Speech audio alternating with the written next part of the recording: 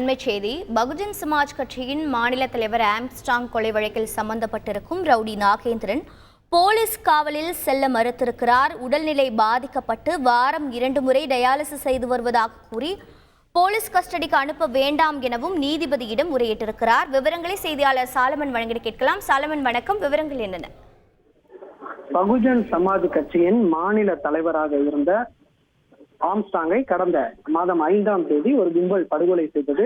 இந்த வழக்கு சம்பந்தமாக மொத்தம் 23 பேரை செம்பியம் போலீசார் கைது செய்து நடவடிக்கை மேற்கொண்டு வருகின்றனர். குறிப்பாக இந்த வழக்குல முக்கிய நபராக பார்க்கக்கூடிய ரவுடி நாகேந்திரனை கடந்த 9ஆம் தேதி போலீசார் கைது செய்த நிலையில அவர் ஏற்கனவே கைது செய்யப்பட்டு ஆயுள் தண்டனை அனுபவித்து வரும் நிலையில அவரை முறைப்படி கைது செய்வதற்காக கடந்த 10ஆம் தேதி போலீசார் நேரில் சென்றனர். அதாவது வேலூர் சிறைக்கு சென்று முறைப்படி கைது நடவடிக்கை மேற்கொள்வதற்கான ஆணையை அவரிடம் வழங்க முயன்றனர். ஆனால் அவர் இந்த வழக்கிற்கும் தனக்கும் சம்பந்தம் இல்லை என அந்த ஆணையை வழங்காமல் அவர் வழங்காததால அந்த ஆணையை வேலூர் சிறைக்கு வெளியே அவரது அறைக்கு வெளியே ஒட்டிவிட்டு சென்றார். இந்த நிலையில கைது செய்யப்பட்டுள்ள நாகேந்திரனை 7 நாட்கள் கஸ்டடி கேட்டு எழும்பூர் நீதிமன்றத்தில் செம்பியம் போலீசார் மனு தாக்கல் செய்த நிலையில இந்த விவகாரம் தொடர்பாக தற்போது வேலூர் சிறையில் அடைக்கப்பட்டிருந்த நாகேந்திரனை எழும்பூர் நீதிமன்றத்துல கடந்த ஒரு 3:30 மணிக்கு அவரை அனுமதித்தனர்.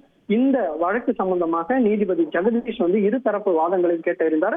அப்போது ரவுடி நாகேந்திரன் போலீஸ் காவலில் தான் செல்ல மறுப்பதாக நீதிபதியிடம் முறையிட்டுள்ளார். அதற்கு அவர் குறிப்பிட்டுள்ள காரணங்கள் என்னவென்றால், தான் ஏற்கனவே உடல்நிலை பாதிக்கப்பட்டு வாரத்திற்கு 2 முறை டயாலிசிஸ் மேற்கொள்வதால் கஸ்டடிக்கு செல்ல என்னை அனுப்ப வேண்டாம் எனவும், மேலும் ஏற்கனவே இது தொடர்பாக கஸ்டடியில் இருந்த திருவேங்கடம் என்பவர் என்கவுண்டரால் செய்யப்பட்ட நிலையில தன்னையும் இதே போல என்கவுண்டர் செய்ய வாய்ப்பு இருப்பதால் தான் செல்ல விருப்பமில்லை என நீதிபதியிடம் நாகேந்திரன் தெரிவித்ததாக கூறப்படுகிறது.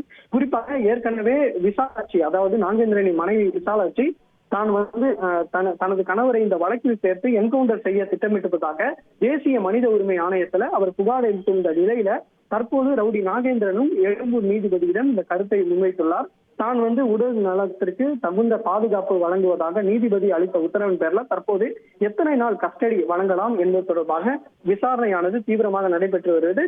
இன்னும் சற்று நேரத்துல அவருக்கு கஸ்டடி வழங்க உள்ளதாக அந்த நீதிமன்ற வட்டாரங்கள் தெரிவிக்கின்றன. விவரங்களை வழங்கியதற்கு நன்றி சாலமன். செய்திகளை உடனுக்குடன் தெரிந்து கொள்ள உடனே சப்ஸ்கிரைப் பண்ணுங்க.